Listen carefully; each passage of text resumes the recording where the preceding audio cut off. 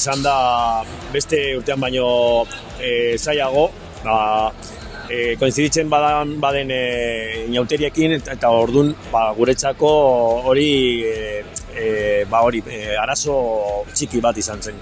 Baina, bueno, azkenean lortuko dugu, geratu da primeran, jendea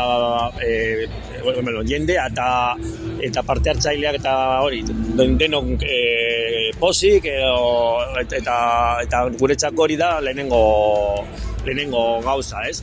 Orduan, hori lortuko dugu eta ikusiko dugu datorren lasterketan zer eta nola egingo dugu.